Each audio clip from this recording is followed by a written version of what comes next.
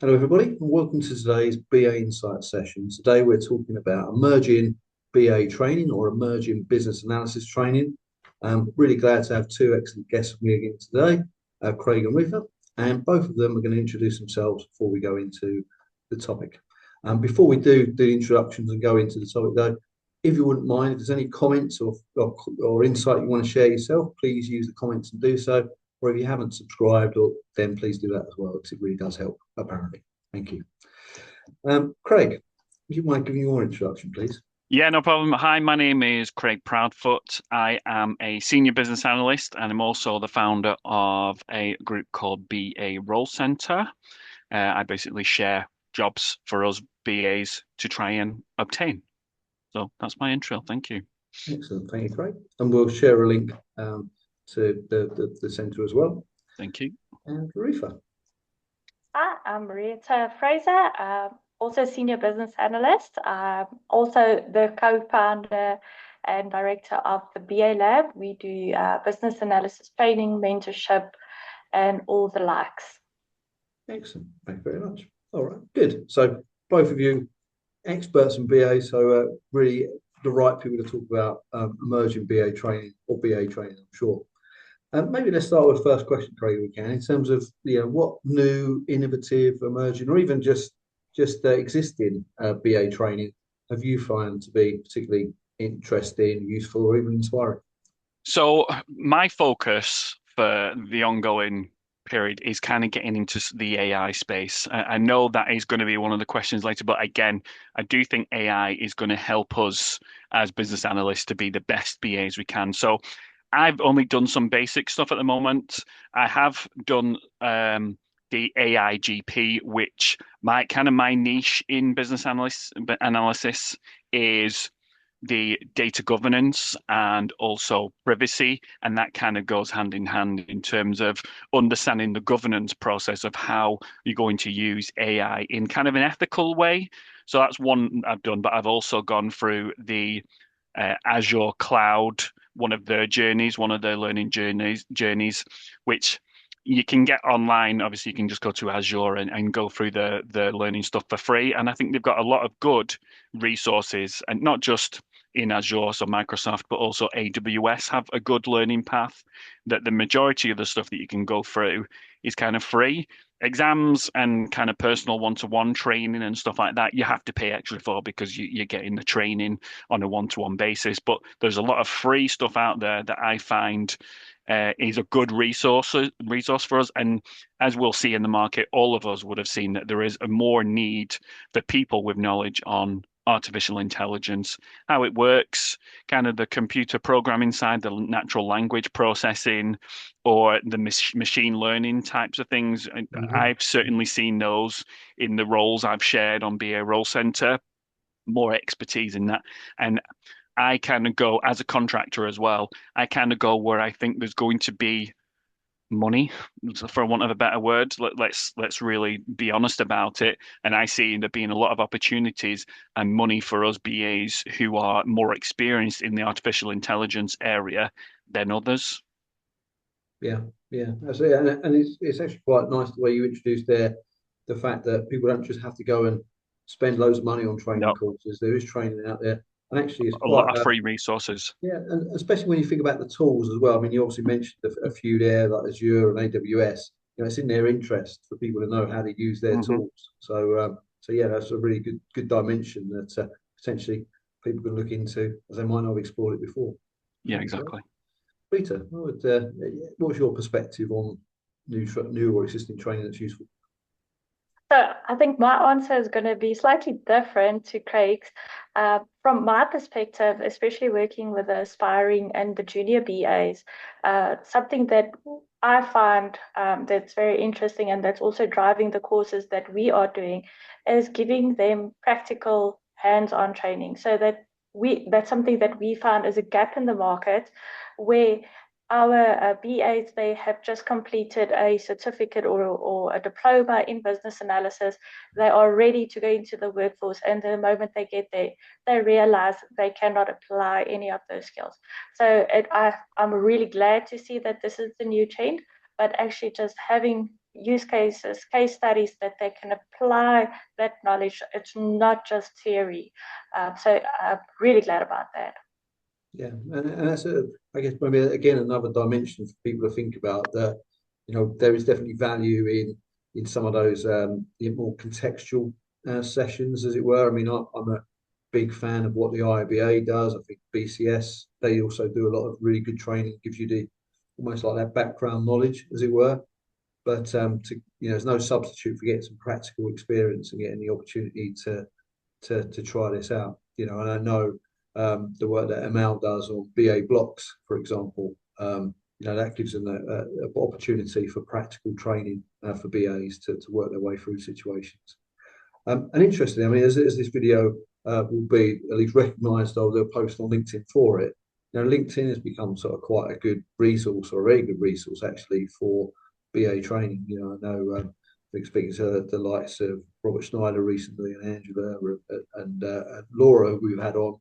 They all do various videos and training sessions for LinkedIn, so it's definitely a resource for people to look at as well. So there are quite a few places I think people could go to, and also probably communities as well. I think there's I've recently been introduced to EPAM, who are a group that have some training and have a community, BA community. There's a little bit of training I think they do.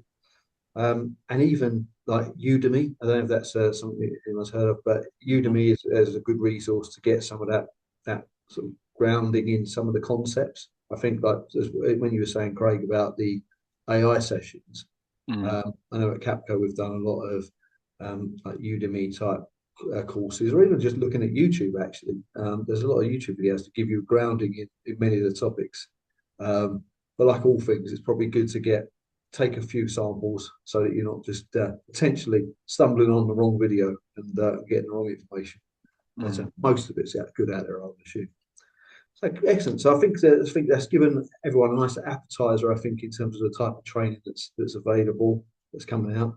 I wonder, Rita, what would you see as like the shift, what specific skills or areas of expertise do you believe that are becoming more and more indispensable to BAs? John, I think this is more closely or closer aligned with Craig's answer, that definitely data literacy, AI, and the automation behind that. You have to have an understanding of that automation processes. And then again, I guess it's my softer side, soft skills. With AI and everything being automated, that human element becomes so much more valuable and important, and people need to really have those soft skills that AI cannot bring to the table. So for me, those three, I think, is key for the future. Well, I'm really glad you mentioned the soft skills as well, because I think it's easy to overlook it and get sort of, definitely all the other things that we'll talk about are definitely relevant. But fundamentally, we spend most of our time speaking to people and listening to people, so and helping them articulate the information that they have in their head, sort of experience. So couldn't agree more. So excellent on that one. Craig, your view. Yeah, I think I'm going to have to reiterate what Rita said in terms of soft skills. That is something that is very hard to be trained. I've gained my skills through years of experience as a business analyst, but also working I worked in the retail sector, and also I worked in bars and stuff when I was younger, and that can kind of help develop your people skills, your soft skills, your conflict resolution. I think for me, that's really helped me. I from working from 16, so we're talking, let's just say a long time ago, having to deal with people face to face can really help you with those skills. And it's definitely helped me further down the line as a business analyst, being able to be able to do those sorts of things. But yeah, soft skills is a really big one. But again, like Reed said, AI cannot teach you these soft skills. It cannot teach you how to communicate with someone and get on their level. So yeah, and I think that's a really good point that was made. Yeah, I'm going to pick something slightly different to you, because you've made such excellent points on that one that I'm not going to add anything by repeating it. But I think more and more, particularly as we're using more AI or Gen AI, I think research skills and the ability to fact check and really question the information that you're getting are really skills that I think BAs need to develop more and more. And there's loads of good information out there. We just need to make sure that we're not just taking everything verbatim as fact. We have the skills to be able to think about different perspectives, as we would do typically from a BA standpoint. I think you mentioned data as well, so I would definitely agree with that. And I think the topic of design thinking is something that's cropped up a few times on these sessions, and I think that has been, for me, it's proved to be quite a useful mindset. Particularly when you're designing or working with products that are being built and delivered to customers, thinking how they're going to use it, about the look and feel, the branding, and all those good things that come with it as well. So that's what I would add. I would say in that particular point. I wonder, are there any, Craig? I wonder, do you see or understand there might be some gaps currently in some of the BA training that's available? When we perhaps compare it, though, I'll take Retha's last point, comparing it to the practical knowledge that people need. Yeah, I think you can't really train stakeholder management either. That is something that you learn on the job. That is something that you have to get to grips with pretty quickly. And that, again, boils down to your own communication skills. Can you get on the level of someone who's in C-suites? So speak to them how they want to be spoken to, or how you would perceive they would be spoken to. And then also get on the level of someone who's in admin, if you're having to do a process, and as is a 2B process or an SME or someone like that. It's about, those skills are very hard to teach in a theoretical exam. That only comes with practice and gaining more experience. Like myself, as a business analyst many years ago, having to learn these type of things, that can take years to get to, I think, in terms of, like we've said already, soft skills, but communication.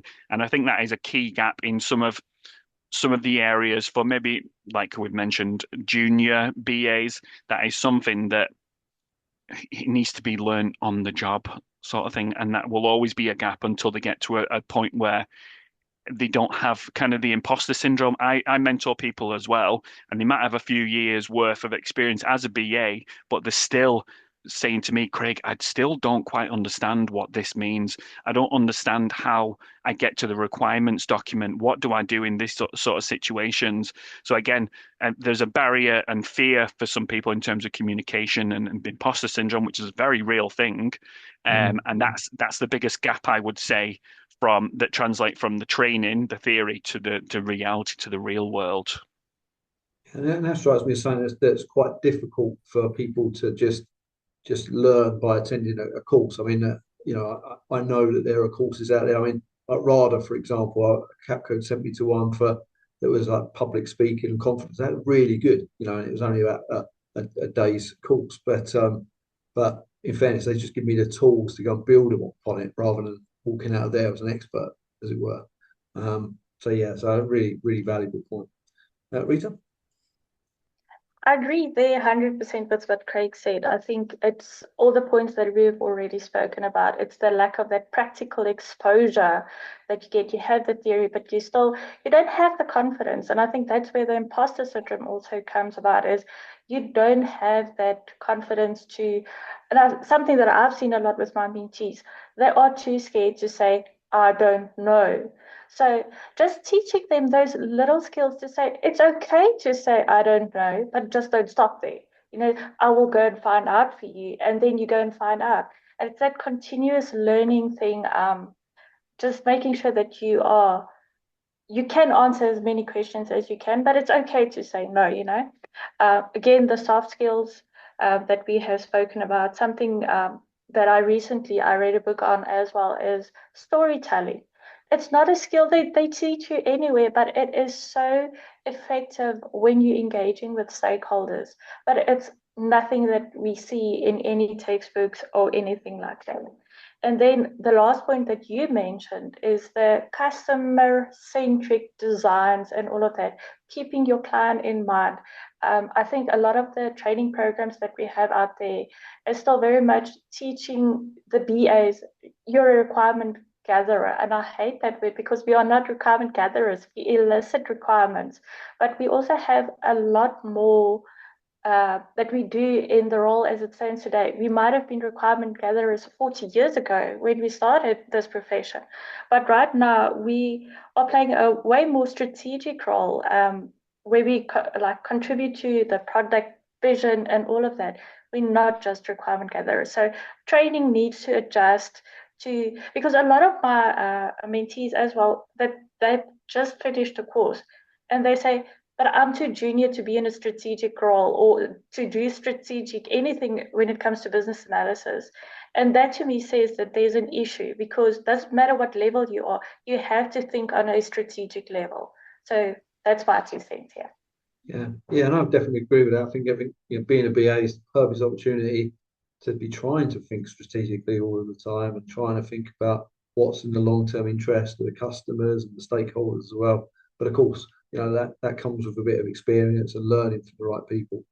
And actually, as you were talking there, I mean, what was evident is that, I think what could really useful in some of the gaps is being able to join some of these things together, in terms of, maybe the AI training, the data training, some of the process training requirements, just all together in one big course, as it were. I know practically it's not too easy to do that just on one session, but a lot of what we do as BAs is paint this picture that brings together a number of things.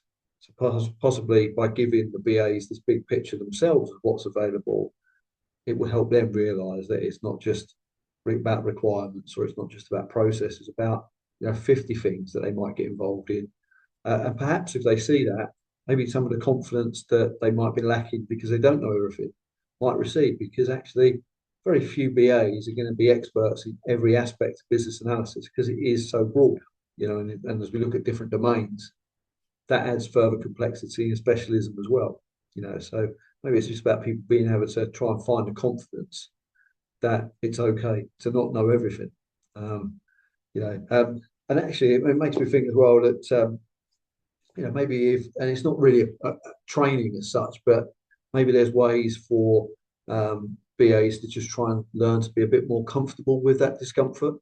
So if they're going to be put into situations where they're speaking to stakeholders and putting workshops and they're hosting workshops for people they don't know, that's going to have some discomfort. And actually, so if they can prepare for that by putting themselves into other similar environments where they don't know the people, or they might be expected to say something, eventually they may well get used to it. I know it's worked for me. So, for example, it's not particularly comfortable to me to walk into a room of people I don't know and wander up to say hello and introduce myself and try and get part of the conversation. But when you're the BA, you have to do that. So it's almost like worth forcing yourself if there's some opportunity. So conferences are a good example of that, or even just you take the kids to their school evening. Realizing that you can just treat the other parents as you would stakeholders and just bowl on over and start talking to them, and get over that discomfort fairly quickly. Let's not go too far, John. Well, that's it. Yeah, that could be a session in itself, actually. But we'll leave it there. But yeah, some definitely some good points made there as well in terms of what some of those gaps are, how we can think about that. All right. And actually, I mean, we've touched on AI a little bit so far, and I wonder, Retha, I mean, with the rise of AI, tools like automation and ChatGPT, is there any, how has this impacted the type of training you think that BAs need? So I think your AI it's just an enhancer of your BA profession. So I don't think that, I don't know how to word this now correctly. So it's a tool, it's a right hand that will help you. You can then, in terms of training, teach them how to use that to accelerate the tasks that are mundane, that is repeatable and all of that. Teach them how to use the correct prompts and that they can use to get the right information. Because I mean, if you ask something that cannot think for itself, the same question over and over, you're kind of going to get the same answer. So you need to teach them how to use the tool. It's like any other tool that you're going to use. If you are using a Visio or anything, you need to know how to interact with the tool. I think that's the same with any type of AI tool. Once you know how to work on Visio, you can work on Draw.io, any of those tools, because they are similar. It's just a small adaptation.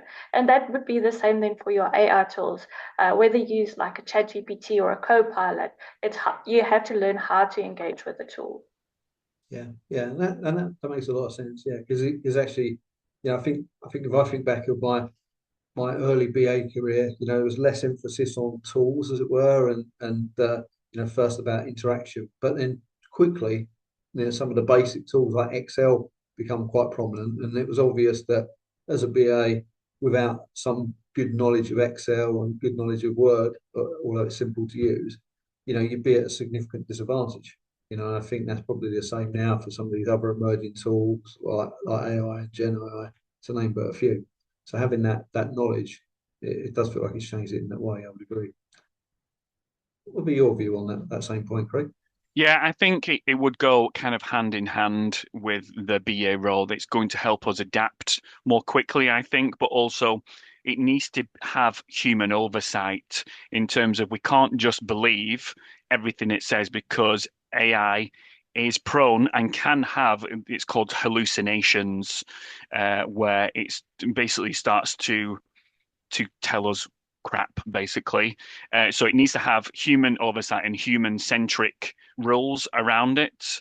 And that's the main thing I would stress on it. It is a tool to use, but you kind of do need to know the core examples. Like give your example, you need to know how to use Excel to be able to put in a formula or something like that. You need to have that ground in the understanding of the core techniques of a business analyst. You need to understand how to do a RACI or something like that. You need to be able to, and it needs to be explainable by yourself as well. You can't just get them to do a graph or something like that and not to be able to explain it. So kind of repeating what you guys said, it needs to go hand in hand. It won't replace the business analyst, but it'll help bolster our skills we've already got, and develop them further. It's certainly not going to replace anything that we would do that's not mundane.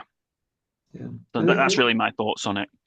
and I think it's interesting actually, because I definitely agree that the emerging technology could definitely help enhance your skills as a BA. But then I also think about that very junior BA as well, and does the introduction of some of these emerging tech like Gen AI, does it take away an opportunity to them to really learn their subject? So as an example, I remember, if I had to learn about lending and loans back in the day, you'd end up speaking to a lot of different stakeholders. You'd end up reading books. You'd end up watching people work, and there's just no replacement for that in terms of value. It really is useful to see things happen in reality.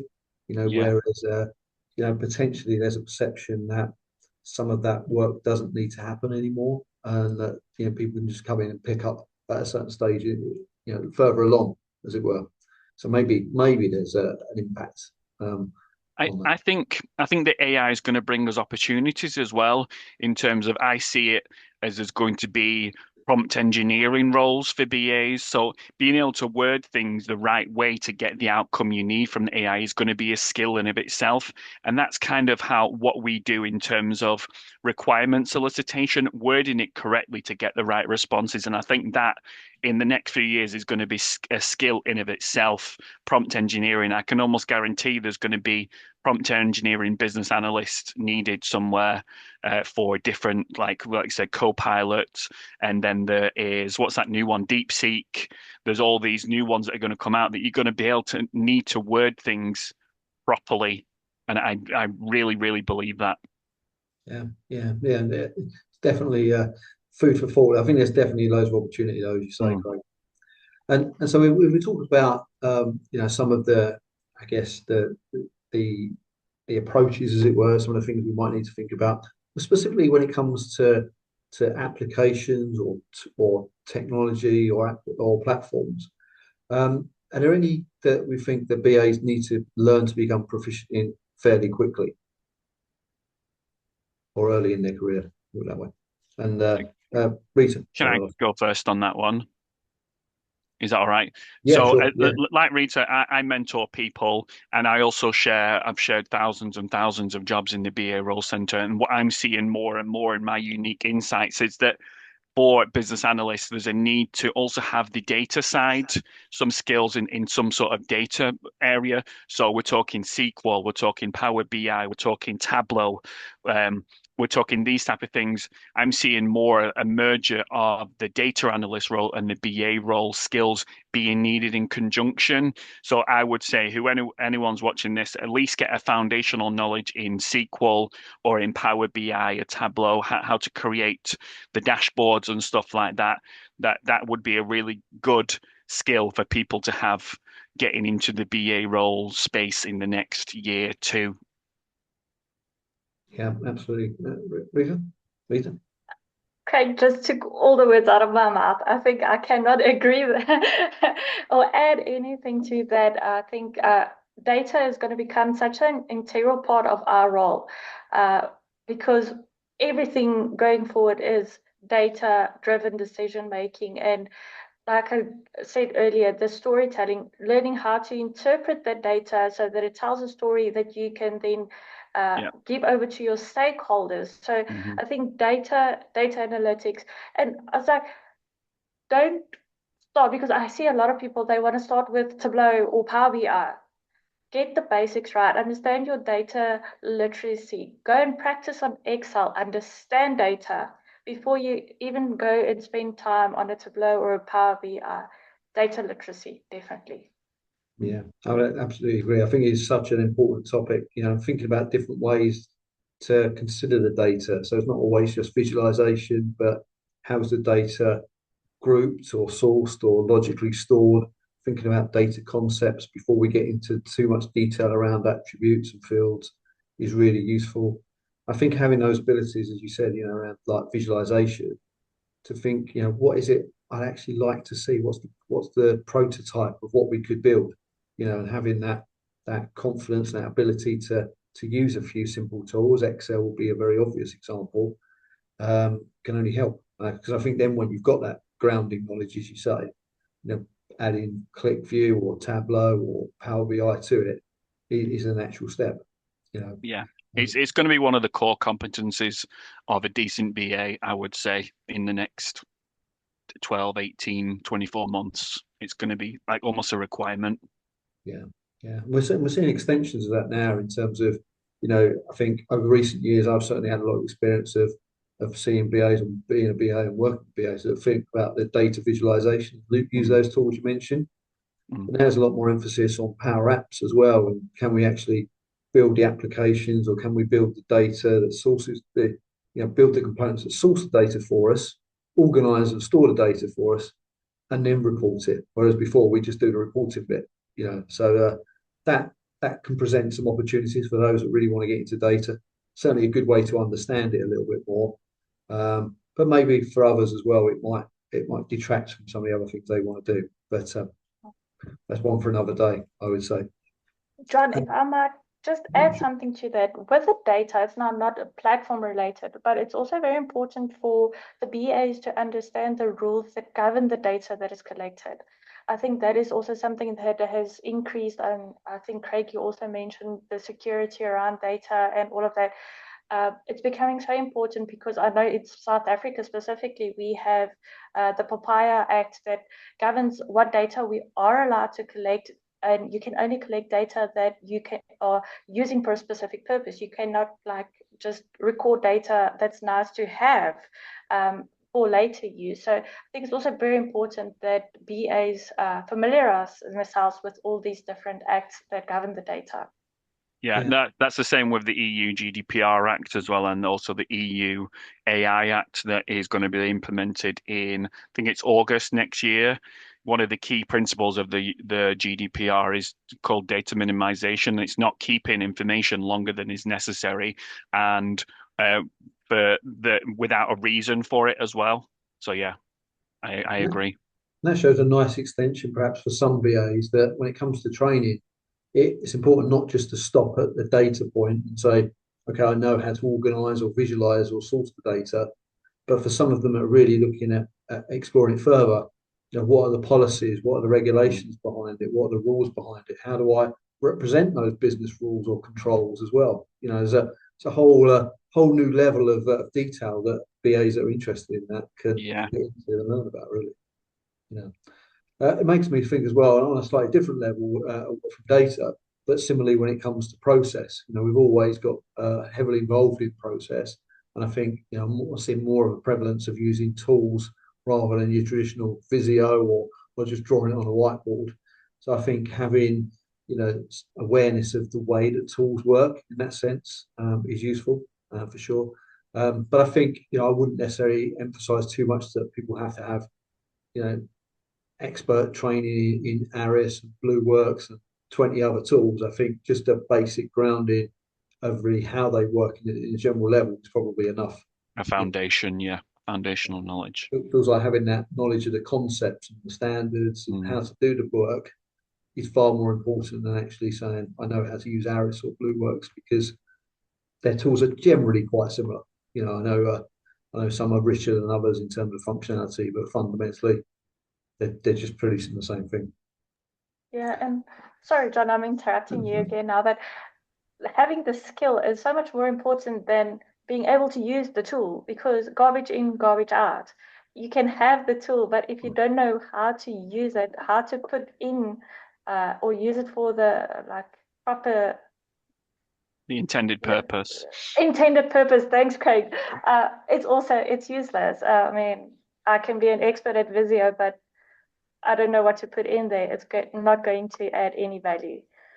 Yeah, and every time you both sharing ideas, it makes me think of something further to add to it as well. I mean, and because that just shows when it comes to training, there's so many peripheral bits of training we can do. And just that ability. So many different things. Question yourself and you think about, how do I review? How do I take different perspectives? How do I evidence what I'm seeing? How do I get comfort that it's the right thing?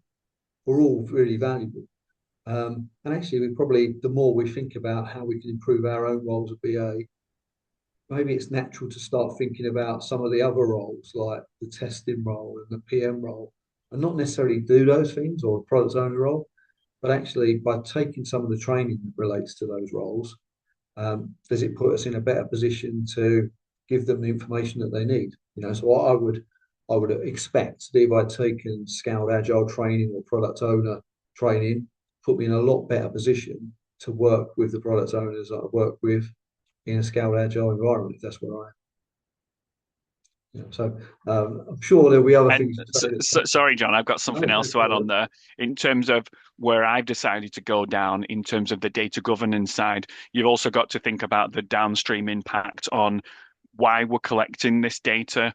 If the information commissioner's officer comes and says, why are you collecting this data? Can you justify as a business analyst, if you're working on this project, why you're collecting this data, who's it for, and who's got access to it? Again, so that goes over data governance, but also ISO 27001 in terms of security. Are people getting this information, this data that shouldn't have access to it? So again, the BA role is so wide. I can go through my niche of GDPR and data governance, but also that can link into information security on the same side.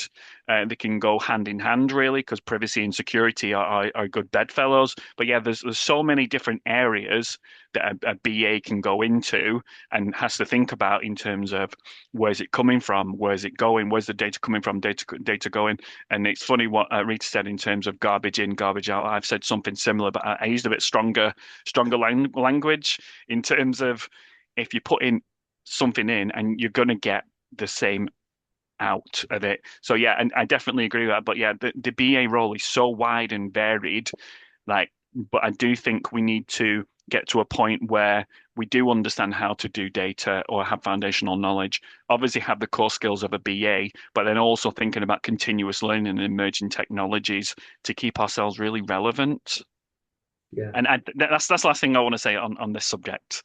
Yeah, no, I think they're all really, really valid points. I'm sure there'll be people watching this going, oh, there's tools or training I know about that Craig and Retha have mentioned.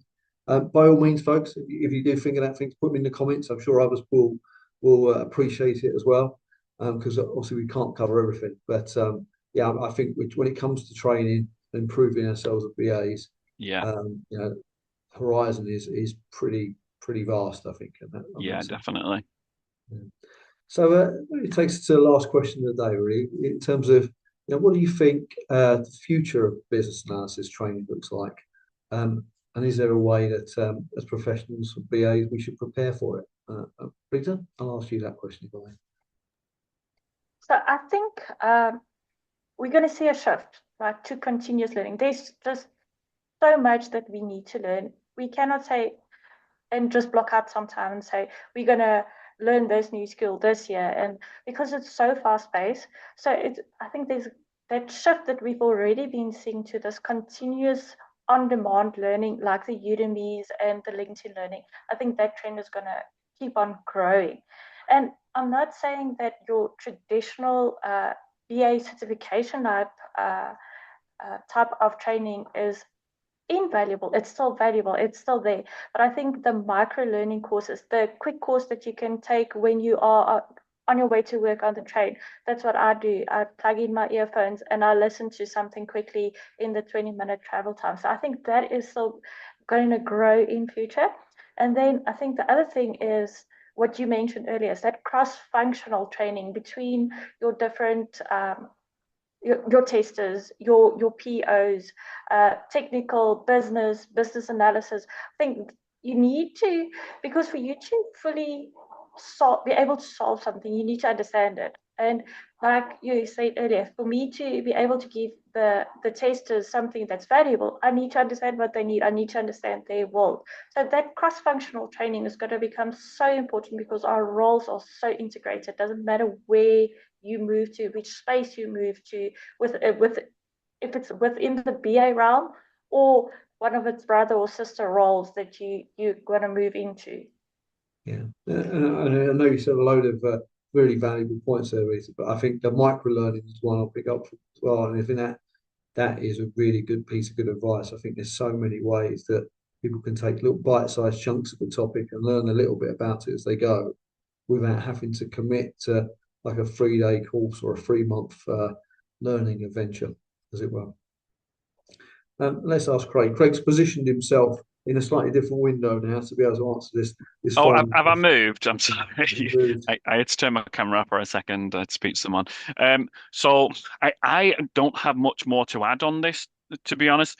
For me, the future of BA training, as what I'm doing, is going into more niche areas. There's an area that I'm looking to explore that I'm partnering with someone in terms of London markets insurance. I'm kind of trying to help BAs get into these more niche roles that kind of pay a bit better. Like, so I'm looking to partner with people that do work in London markets insurance, which is a reinsurance that goes globally, but also the energy trading risk management as well. These are kind of niche ones I'm looking to go into. I do agree in terms of the micro learning. Yeah, Udemy, going onto YouTube. I learn really well through podcasts and stuff like that, and also audiobooks. I've always got an audiobook going on. So if there's something I want to learn, I would prefer to be able to do it in audio type of way. Do the washing up, do some tidying, go for a walk, and being able to learn whilst I'm doing that. The traditional way of doing a course where you go through things, it can have some benefit, but for me, I don't really learn best through textbook. I learn through kind of these sort of things, getting on a call with someone, bouncing ideas off people. So again, in terms of like mentoring, this is what I do with my mentees. Like if they've got a question or a query, they really like to be able to bounce ideas off other professionals. So yeah, I'm all for the micro learning, but for me, I'm trying to help people get into these niche, more well-paid roles by partnering with these businesses or these people that do these trainings, and working it through BA Role Center, try and give that as part of the service. Yeah, and what's obvious from what you both said, not just for that question, but for all the questions really, in terms of maybe the future of BA training is, and I'm going to use a word I haven't used in any BA session before, like a smorgasbord of different training approaches, whether it's a video, whether it's a course, whether it's micro learning. Observation of colleagues is always really valuable as well. So, and for some people, a different variation will appeal or be more appropriate than others. But maybe the real positive is that that there's so many more avenues for people to access. And going back to a point you made a while ago, Craig, a load of those avenues are free as well, which is really useful. So good. So I think, that's probably a nice place to bring the session to a close. I know you've both, given loads and loads of really useful insight and tips and information about training as well, which I hope people watching this will find valuable. As we said, we haven't covered everything. So if anyone watching it has anything they wish to share, I'm sure popping a note on the comment would help. Certainly help those others that are reviewing this. But I think beyond that, let's also just think about being curious and looking at other BA training that exists more widely, or even that cross-functional training, as we said earlier on. But beyond that, I'll thank you both for your time on the session, your insight. I look forward to speaking to you both in the future and hearing from you in the BA community, and probably learning from different things that you do or post or say in the future as well. Thank you both. Thank you, John.